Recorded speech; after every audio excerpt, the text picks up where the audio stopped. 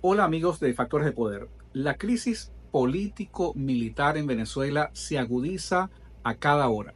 Cada hora que pasa ocurren eventos que nos llevan a pensar que estamos frente a una situación en la cual el régimen chavista, tratando de seguir el guión que se había trazado para perpetrar su fraude electoral, es un guión que está prácticamente siendo reventado por la realidad. Hemos dicho, hemos argumentado que la campaña de Nicolás Maduro estuvo centrada en convencer, en persuadir a sus fuerzas armadas, a sus fuerzas militares, de que el fraude electoral, aunque pudiese parecer increíble, era perfectamente válido, era legal. Este siempre fue el argumento de Nicolás Maduro y de Padrino López, quienes han sido instrumentos fundamentales para ejecutar este robo a mano armada en contra de los venezolanos que de buena fe creyeron que efectivamente el voto iba a ser respetado. Esto quiere decir que el chavismo subestimó la respuesta no solamente de una comunidad internacional que de todas formas estaba convencida de que había un fraude en marcha, también subestimó la capacidad de tolerancia, la paciencia de los venezolanos que, según las previsiones del chavismo, ellos esperaban que la gente iba a aceptar con la mayor pasividad los anuncios de este fraude. Pero además el chavismo subestimó la respuesta de sus propios aliados, países tales como Brasil y Colombia, que han sido instrumentales en el apoyo en la región al chavismo, se han venido retractando. Solamente países como China y Rusia, inmediatamente sin conocer detalles de lo que ocurrió el domingo 28 de julio, saltaron a apoyar al régimen chavista. Esto quiere decir que el chavismo siempre estuvo apostando como un factor fundamental para imponer los términos de este fraude al apoyo que puede encontrar en las Fuerzas Armadas. ¿Por qué? Porque en realidad, para resolver la ecuación política en Venezuela, es imposible, sería imposible hacerlo si no se toma en cuenta el factor militar. Ellos lo saben, por eso ellos han dedicado una gran cantidad de recursos, de dinero, de energía para tratar de mantener el control de sus Fuerzas Armadas. Pensamos que hay razones para considerar que ese nucleamiento de las Fuerzas Armadas podría reventar en cualquier momento, pero todavía es una materia que tenemos que seguir analizando. Lo que queremos significar en el día de hoy es que el guión que se había trazado el chavismo ha estallado en mil pedazos. En primer lugar, la gente no está aceptando los términos de este fraude. El pueblo prácticamente hay conatos de conflictos en todas las ciudades de Venezuela, comenzando con Caracas, en los alrededores de Miraflores, pero también tenemos la reacción no solamente de los países aliados de Nicolás Maduro, como lo hemos mencionado, el caso, por ejemplo, de Colombia y de Brasil. Tenemos también algunos observadores internacionales invitados por el chavismo para refrendar y endosar los términos de este fraude, tales como Ernesto Samper y el diplomático de apellido Amorim de Brasil, que han suscrito una declaración conjunta exigiendo lo que todo el mundo está pidiendo, que se muestren las actas que soportan los resultados que anunció Elvis Amoroso en la madrugada del lunes 29 de julio. Pero a esto hay que agregar también que hay una especie de amotinamiento dentro de los partidos llamados alacranes, que fueron judicializados y que participaron en este proceso electoral con recursos del régimen chavista, con la intención no de dividir el voto, sino de dar esa apariencia, esa mascarada de legitimidad que era necesaria para el régimen y poder presentar un resultado que fuese, que se muestre, pues que es aceptado por los participantes. Bueno, allí tenemos una especie de amotinamiento donde hay candidatos tales como Martínez, el de Acción Democrática, que ya, digamos, él ha sido uno de los pocos que apoyó los términos del fraude, pero están otros candidatos que se han salido del guión. El caso de Bertucci, por ejemplo, el caso del Conde del Guácharo, que originalmente había apoyado, ahora se está retractando, pero particularmente está el caso de uno de los últimos candidatos en inscribirse, que es Enrique Márquez. Este caso es sumamente importante porque Enrique Márquez fue aceptado digamos, por el gobierno, y yo me incluyo dentro de las personas que lo colocábamos dentro del grupo de las personas que estaban, se les había asignado la tarea de legitimar los términos de este fraude. Bueno, Enrique Márquez, para mi manera de entender lo que está ocurriendo, se ha salido del guión y ha argumentado con mucha precisión y con mucha contundencia cómo las inconsistencias de esos anuncios de Elvis Amoroso son realmente abrumadoras. Enrique Márquez ha hecho una serie de observaciones que son derivadas de las observaciones que hizo su testigo dentro de la Junta Totalizadora, privilegio que no tuvieron los otros candidatos, pero el de Enrique Márquez lo tuvo, y sus testigos ante el Consejo Nacional Electoral. En esto se basa Enrique Márquez para asegurar que es indispensable, es innegociable el hecho de que el régimen chavista muestre las actas que soportarían esos números.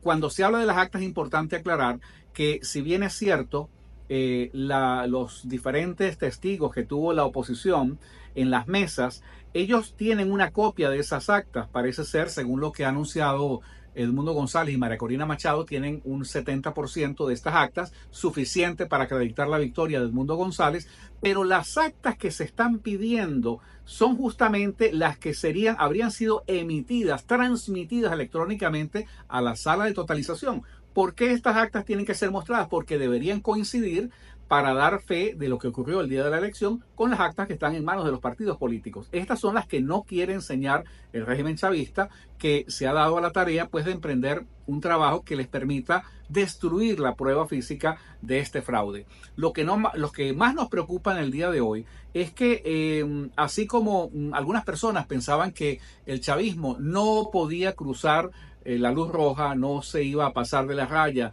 y por lo menos iba a ser constreñido a los límites de su propia legalidad, bueno, el chavismo ha demostrado una vez más que está dispuesto a hacer lo que sea para mantenerse en el poder. Y hacer lo que sea es lo que preocupa, no solamente por la represión que se ha visto en las últimas horas, por el allanamiento a testigos electorales, por el uso, digamos, de armas letales en contra de los manifestantes, y la gente lo que pide es una sola cosa. Lo pide todo el mundo, lo piden los aliados del chavismo, lo piden los observadores electorales internacionales del chavismo, los piden la misma gente,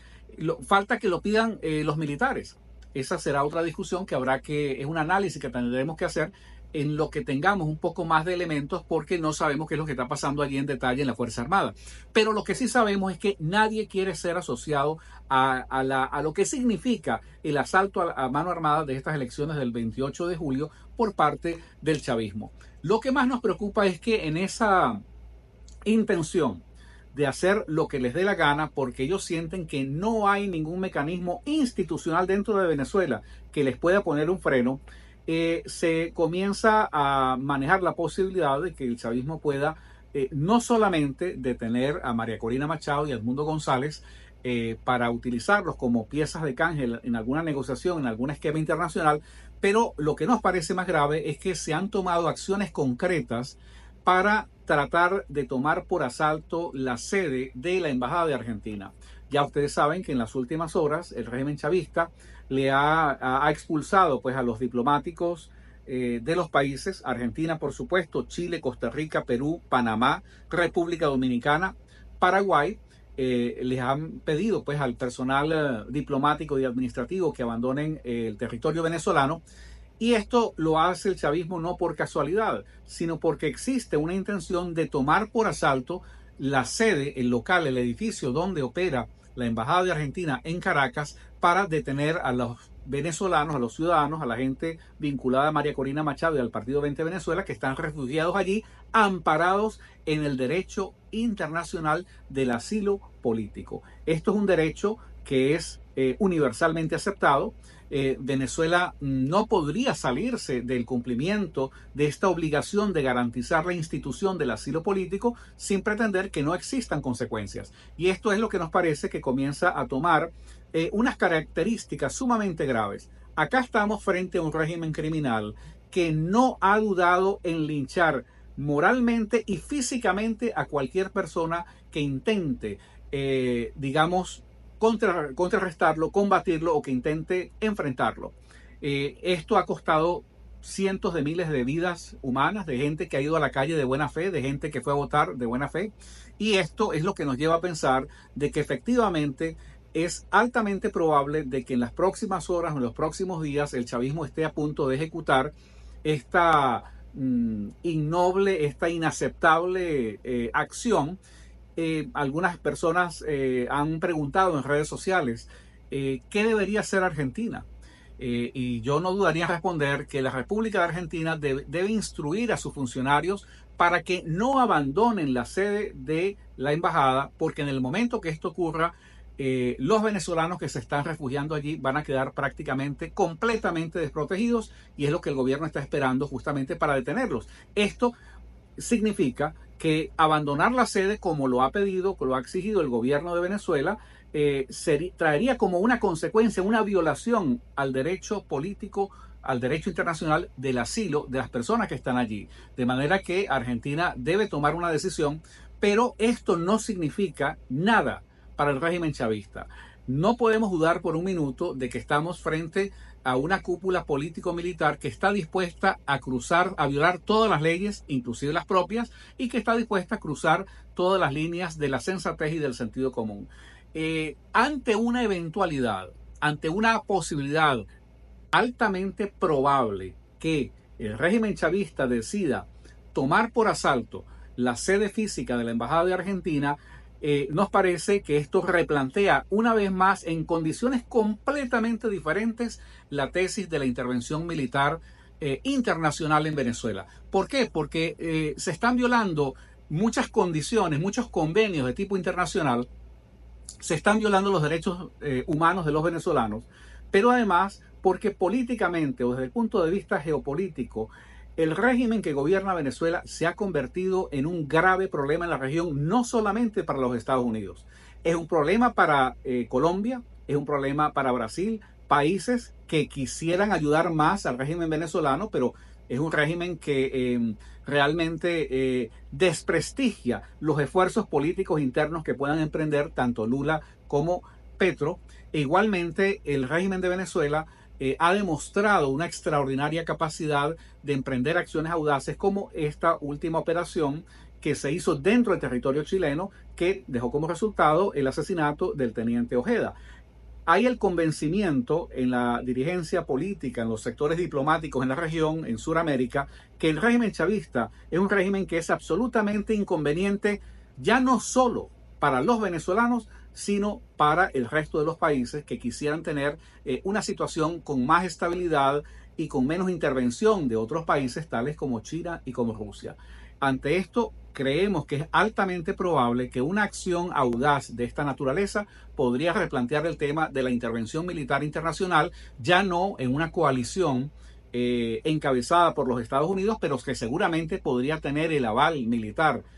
Está por verse cuál va a ser la posición definitiva del gobierno Joe Biden, del cual se esperaría no solamente una declaración retórica de simpatía hacia los venezolanos, sino acciones concretas. Por ejemplo, en el caso de plantearse una intervención militar internacional encabezada por países de Sudamérica que verían sus intereses directamente afectados con las acciones que está emprendiendo el régimen chavista en Venezuela. Esta situación o esta intervención militar internacional es un tema sumamente delicado porque compromete la acción, la soberanía, los intereses de otros países, y siempre hemos dicho, siempre hemos argumentado que invocar la violación y la agresión que está perpetrando el régimen chavista en contra de los venezolanos, aunque parezca, digamos, injusto, pero no es una razón suficiente para que un país se mueva a la posición de intervenir directamente. Ahora, la intervención de los cánones, de las convenciones y de lo que está establecido en políticas de derecho internacional, las cuales ha suscrito Venezuela, sí podría dar una razón y un motivo para que estos países intervengan en defensa de sus intereses, lo cual colateralmente sería pues una intervención en defensa de los intereses de los venezolanos, que han sido, por lo menos hasta ahora, desamparados y desprotegidos inclusive por su propia Fuerza Armada Nacional.